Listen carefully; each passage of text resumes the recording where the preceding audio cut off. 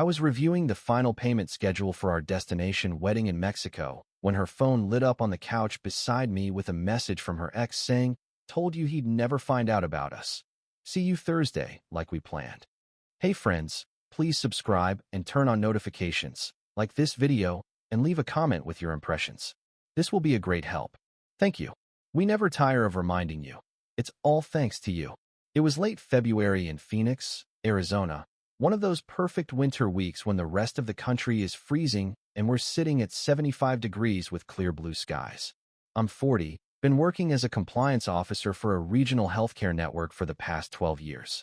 Detail-oriented work, auditing processes, ensuring regulatory adherence, building systems that protect the organization.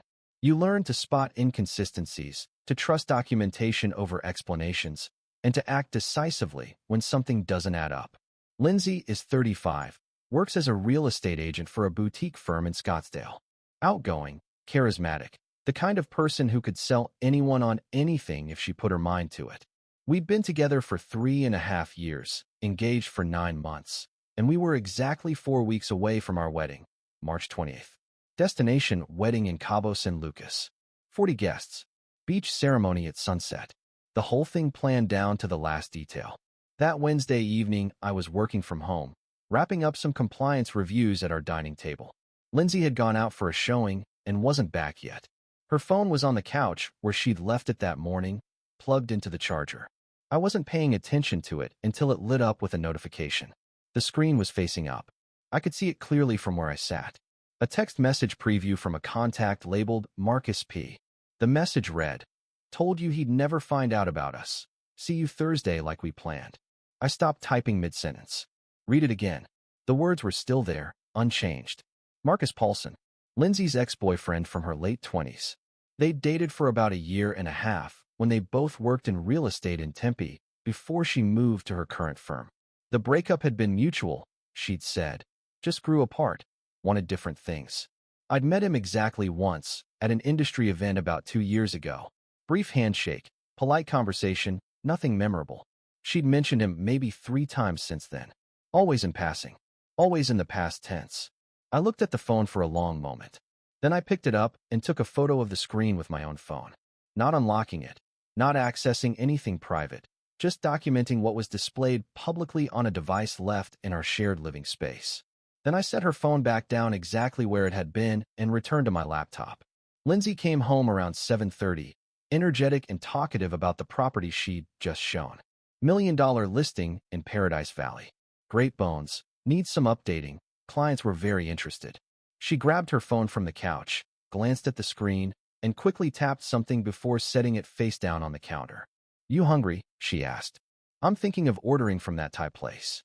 "Sure," I said. We ate dinner together. She talked about her upcoming schedule, 3 showings tomorrow, a closing on Friday, a potential new listing in Arcadia she was excited about. I listened and responded at appropriate intervals, and the entire time I was thinking about that text message and what it meant. After dinner, I excused myself to the home office. Then I opened my laptop and pulled up every document related to our wedding. The venue contract was in our shared cloud folder. Cabo Beach Resort, wedding package for 40 guests. Total cost, $32,000. We paid a deposit of $12,000 in December, $6,000 from each of us via our respective accounts. The cancellation policy was clearly stated. Deposits fully refundable if canceled more than 30 days before the event date. Our wedding was March 28th. Today was February 26th. Exactly 30 days. I was right at the edge of the refund window. Next was the travel package. We'd booked a group rate for our guests through a travel agency, flights and hotel rooms bundled together. The contract showed we'd paid a coordination fee of $3,000, non-refundable, but the individual guest bookings were their own responsibility. Our personal honeymoon suite upgrade had cost an additional $2,000, deposited in January. That portion was refundable with 30 days' notice. The photographer we'd hired, a woman based in Cabo who specialized in destination weddings. Contract total, $5,000. Deposit, $2,000, paid in January. Cancellation clause, full refund minus $250 if canceled more than 30 days out. I went through every vendor line by line. Florist, musician, cake, transportation. Each one had a deposit, each one had a cancellation window, and for most of them, I was sitting right at the threshold. I pulled up our joint checking account next, the one we'd opened specifically for wedding expenses. Current balance, $8,400. My documented contributions over the past 9 months totaled approximately $18,000. Lindsay's contributions totaled about $14,000. We'd been spending out of the account as deposits came due, and what remained was earmarked for final vendor payments and last-minute expenses. I sat there looking at spreadsheets and contracts until almost midnight. Lindsay had gone to bed around 10. I could hear her in the bedroom, probably scrolling through her phone, completely unaware that I was systematically mapping out every financial and legal detail of our wedding so I'd know exactly how to dismantle it. Thursday morning, I woke up before Lindsay. She had an early showing. She'd mentioned the night before, so she'd be gone by 7:30. I made coffee and waited. She came out of the bedroom at 7:15, already dressed in one of her sharp real estate outfits, tailored blazer, professional but stylish. She grabbed her bag and her phone. "I'll probably be showing properties all day," she said. "Don't wait up if I'm late." "Sounds good. Where are you headed?" "All over Scottsdale. One in McCormick Ranch, another in DC Ranch, then maybe something in North Scottsdale if the clients have time." "Busy day." "Always is." She kissed me quickly on the cheek. "Love you." "You too." She left. I listened to her car start in the driveway, listened to her pull away. Then I sat down with my phone and started making calls. First call was to the Cabo Beach Resort. A coordinator named Sophia answered. "Hi, Sophia. This is Benjamin Harper. Lindsay Torres and I have a wedding booked for March 28th.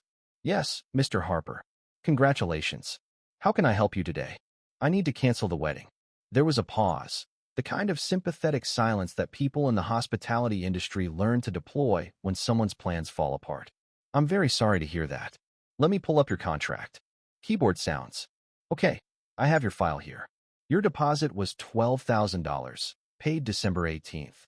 According to our cancellation policy, you're eligible for a full refund if you cancel more than 30 days before the event date.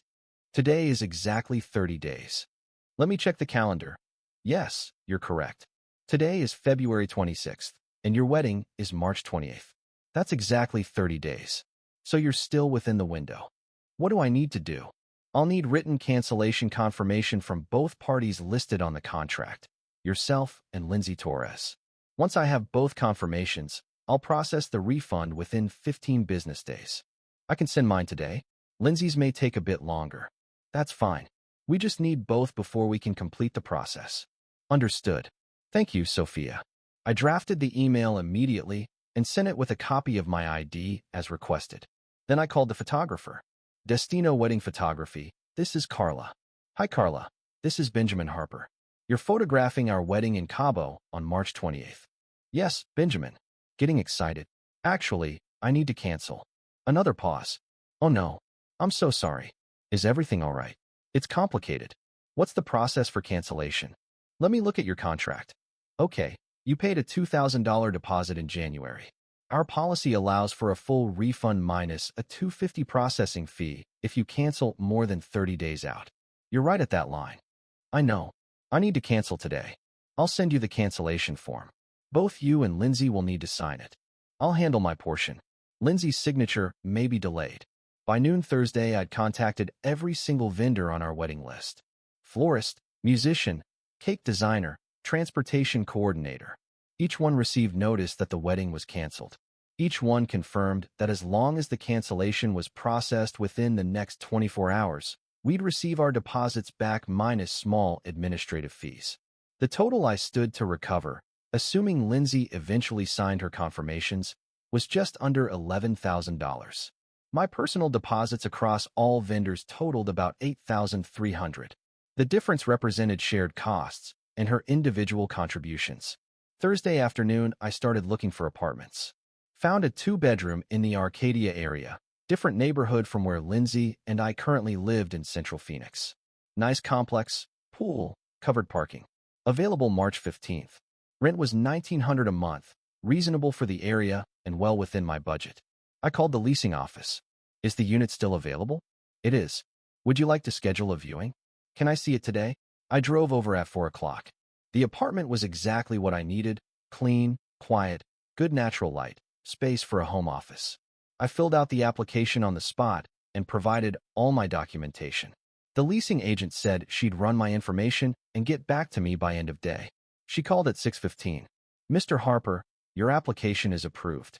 First month, last month, and security deposit comes to $5,700 total. I can have that to you tomorrow." "Perfect.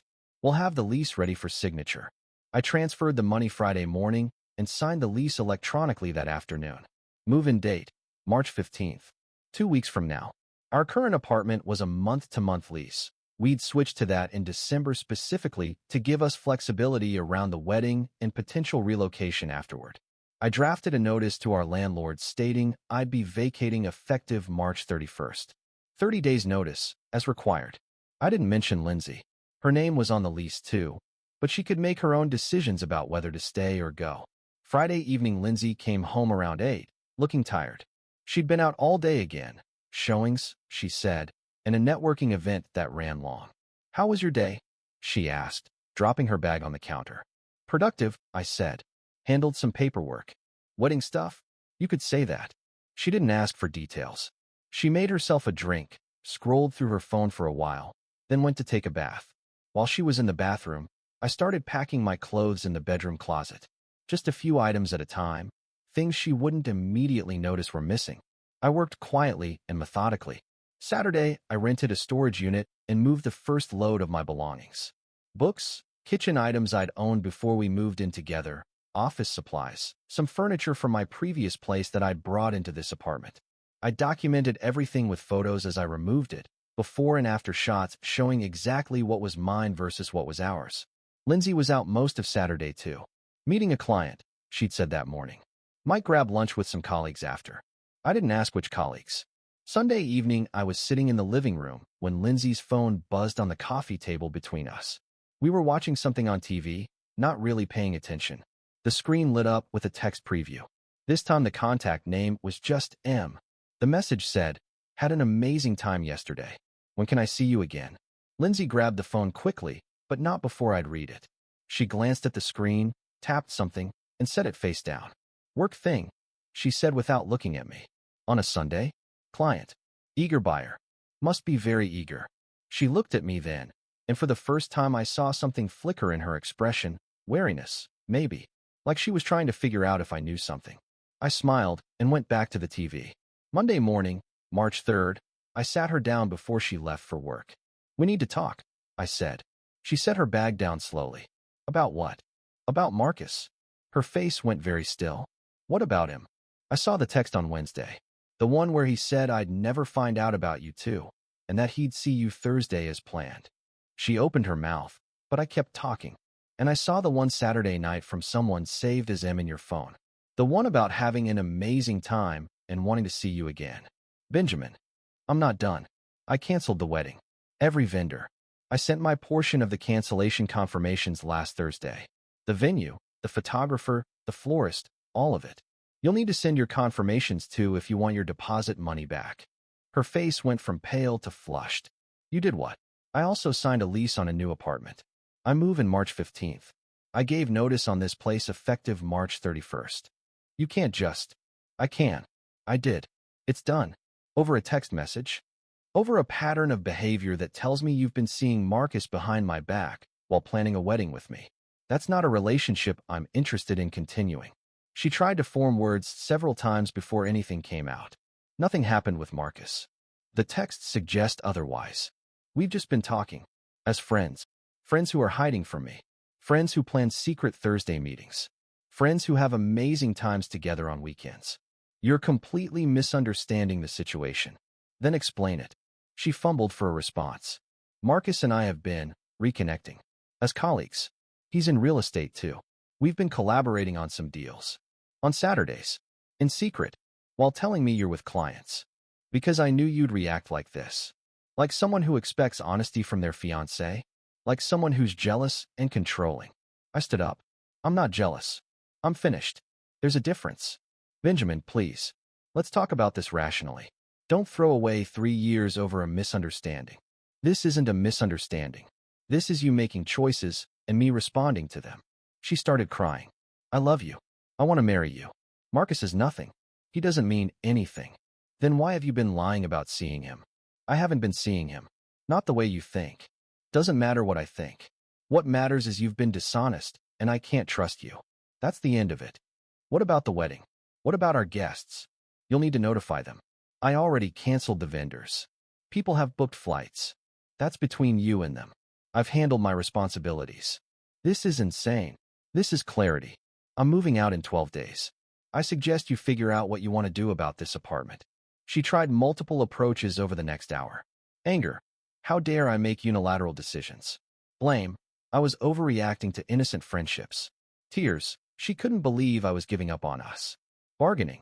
She'd cut contact with Marcus. She'd go to counseling. She'd do whatever it took. I didn't engage with any of it. I just kept stating the facts. The wedding was canceled. I was moving out. The relationship was over. Finally, she grabbed her phone and purse and left, slamming the door hard enough to shake the frame. Over the next 2 weeks, I systematically moved my belongings out. I worked when Lindsay wasn't home, loading my car with boxes, making trips to storage and to my new apartment. I kept detailed documentation of everything I removed. By March 14th, the apartment looked noticeably emptier, but all the shared furniture and her belongings were untouched. The contact attempts started that first week. Tuesday evening, an unknown number called. I let it go to voicemail. Benjamin, it's Marcus. Look, man, I think there's been a huge misunderstanding here. Lindsay and I really have just been working together on some real estate deals. Nothing romantic is happening. I think you're making a mistake. Call me back. I blocked the number. Wednesday, Lindsay's best friend Alexis called me. I'd always gotten along with her, so I answered. Benjamin, what the hell is going on? Lindsay is devastated. Hi, Alexis. She said you canceled the wedding and you're moving out. That's accurate. Over text from Marcus? Over a pattern of dishonesty and secret meetings with her ex-boyfriend while we're 4 weeks from a wedding. Pause. She told me they were just working together. She told me that too. After I caught her. You really think she's cheating? I think she's been lying to me about where she is and who she's with. That's enough. Benjamin, you've been together 3 years. Don't you think you should at least try to work through this? No. I've made my decision. She loves you. I hope she's happy.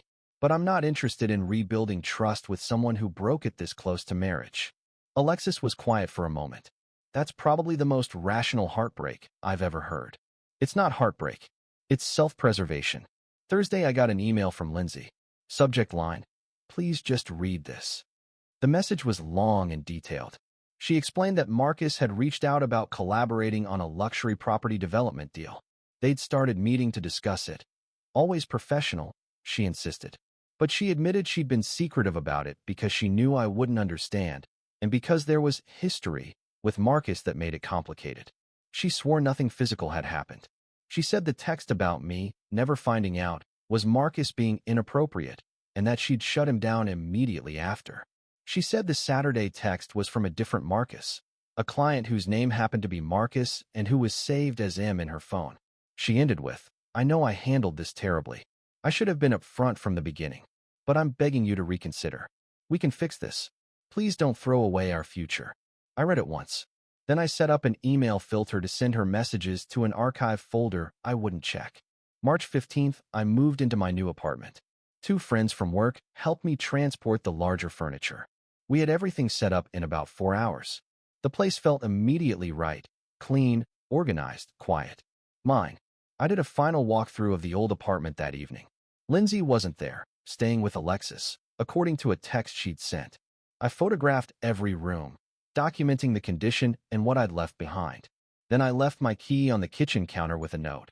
Utilities transferred to your name effective April 1st. Take care. The next few weeks settled into a new normal. Work, gym, cooking elaborate meals for one in my new kitchen. I started hiking on weekends at Camelback Mountain, something I'd always wanted to do more regularly. Joined a Wednesday night trivia team at a bar near my apartment. Small things that filled the space Lindsay used to occupy. Mid-April, I heard through mutual connections that Lindsay and Marcus had actually been seeing each other romantically. Multiple people had spotted them together at restaurants and events over the past 2 months. When Lindsay found out that Marcus had been telling his friends they were just having fun and that he had no intention of anything serious, she'd confronted him. He'd told her she was too intense, and that he'd thought she understood it was casual. The irony of her losing both relationships, ours and whatever she thought she had with him, wasn't lost on anyone who knew the situation. I didn't take any satisfaction from it.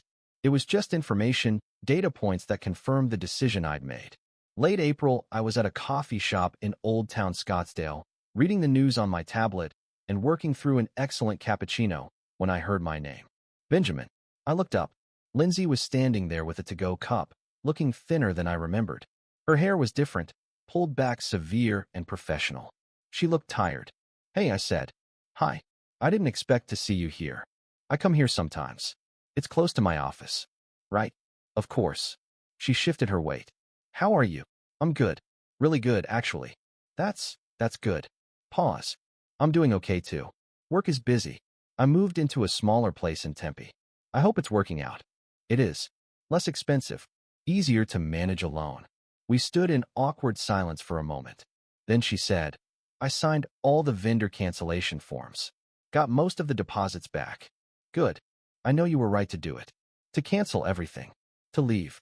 Her voice cracked slightly. "Marcus and that didn't work out. Obviously. I heard something about that. I was an idiot. A complete idiot. I had something real with you, and I threw it away for something that was never going to be anything. I'm sorry you went through that." "Are you? Really?" "Yeah. I didn't want you to get hurt. I just didn't want to be the one getting hurt while you figured it out." She nodded, eyes getting bright. "Do you ever think about? I mean, is there any possibility?" "No." She flinched but nodded again. "I figured. I just had to ask. I understand. You seem happy.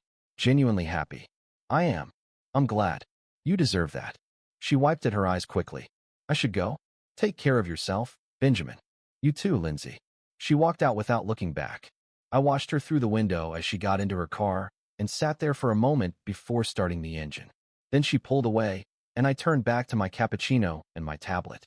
The coffee shop was busy with the morning crowd, people ordering complicated drinks, laptops open at every table, the pleasant hum of life happening around me. I finished my coffee, closed my tablet, and walked out into the Arizona sun. Everything around me felt clear and uncomplicated. The decisions I'd made, the boundaries I'd held, the life I'd built in the aftermath, all of it aligned with who I was and what I valued. I didn't feel triumphant. I felt right. When you discover someone has been living a double life right up until your wedding day, do you try to salvage what's left, or do you trust that their choices have already answered the question for you? I'd be interested in your perspective. Share it in the comments.